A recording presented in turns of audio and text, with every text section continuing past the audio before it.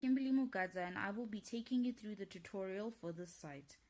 This site was made by a team of third-year information systems students as a project requirement. The aim was to take the old Inclusive Practices Africa site and enhance it by making the information on the site more accessible for people with disabilities and impairments. Let's start the tutorial. What you see in front of you now is the home page. This page gives you a brief overview about the Inclusive Practices Africa organization, its mission and its achievements. Most pages on the site will have a similar layout to this. At the bottom of every page, you will see some buttons. These buttons can be used to activate the text-to-speech functionality for this site. Text-to-speech is a functionality that reads all the information on the page out loud for you to hear. This is mainly beneficial for users with sight-related impairments and disabilities, but all the functionalities on this system can be used by anyone for a better experience. We will now go to the About Us page for detailed information about this organization. As you can see, the layout is similar to what you saw on the home page, and at the bottom of every page, there are some buttons that you can use to activate text-to-speech. We will now move on to the IPA community page. This page was designed to allow for you to communicate with users in the IPA community. You can participate in discussions and reach out to other members in your community for assistance on this forum. If you want to join this community, you need to first create an account with TapaTalk. Once that is done, you need to log into TapaTalk on the TapaTalk site and then come back to this page to engage in your discussions. You can find the link under this picture. There are 3 ways that you can contribute to the organization. You can donate, engage with our stories, and share our stories with people that you know to raise awareness. Unfortunately, text-to-speech will not work on this forum because TapaTalk is external to this site. You can, however, still use the text-to-speech buttons to read aloud the images to you. Up next is the Reach Out page. We are now on the Reach Out page.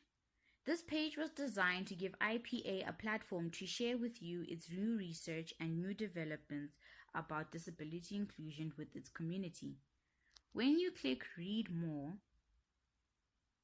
the full story will be displayed to you, and you can use the text-to-speech buttons under the post to read if needed. You can also add comments to each post.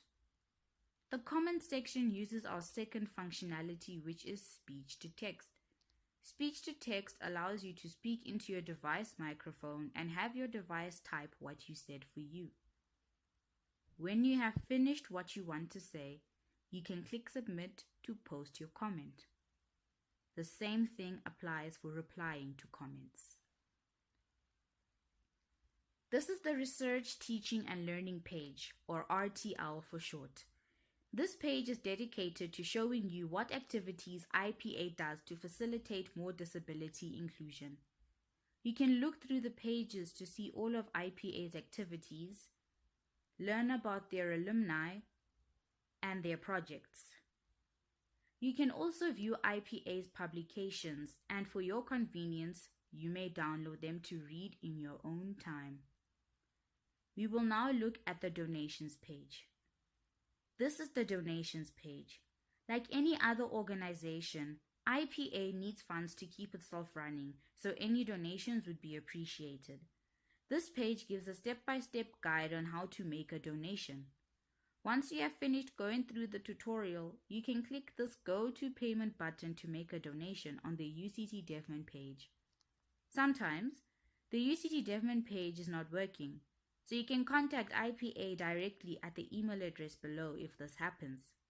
Please include IPA donations in your subject line. Your donation will help IPA improve the public's attitudes, make online information more accessible, improve physical access, and improve accessible transport and communication for people with disabilities. The last page is the admin panel. Yes, even you can go here.